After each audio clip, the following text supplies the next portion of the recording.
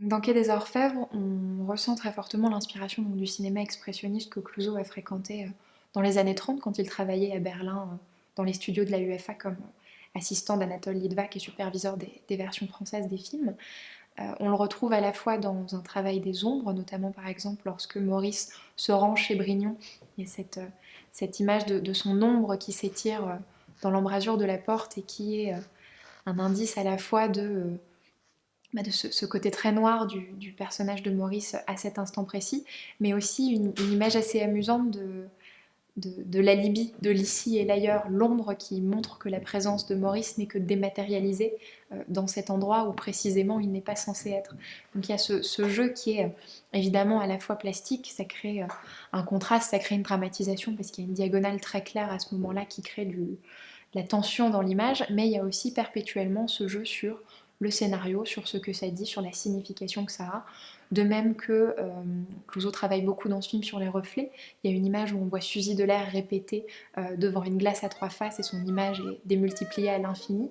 Il y a ce côté très complexe donc, de la personnalité de Jenny Lamour qui est rendu par cette image outre sa beauté plastique.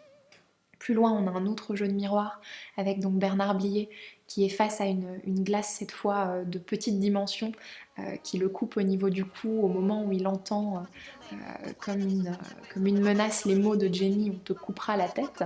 Voilà, et cette glace qui crée l'image de la guillotine. Il y a tout ce travail voilà, sur les reflets, sur les ombres qui est très cher à Clouzot et qui vient de l'expressionnisme, mais il y a aussi des motifs plastiques qui lui sont propres. Je pense notamment à la séquence qui est très belle de suicide de Maurice dans sa prison. On voit un quadrillage qui s'imprime sur son visage et sur celui de la prostituée qui est dans la cellule d'à côté. Et c'est un motif, ce quadrillage, qui est permanent dans l'œuvre de Clouzot, qui est très fort dans cette séquence, mais qui va s'affirmer notamment dans des films ultérieurs.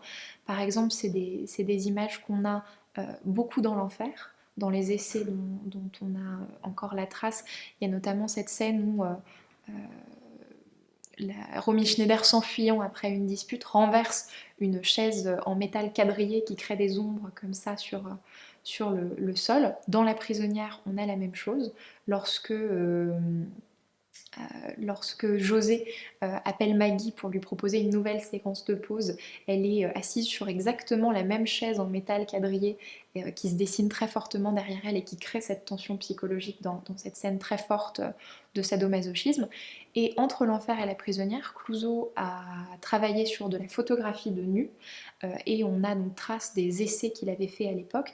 Et il y a énormément de photographies où un modèle nu est assis sur la même chaise quadrillée et où Clouzot ne capte vraiment que le dessin, que ce quadrillage sur le dos de la personne qui pose. Et donc ce modèle du quadrillage qui est très fort se décline aussi sous forme de stries. On le voit dans l'enfer lorsqu'il y a des jeux sur les architectures urbaines, sur les rampes. On le voit dans Le salaire de la peur en introduction, lorsque sous l'auvent, la lumière fait des stries sur le visage de tous les trampes.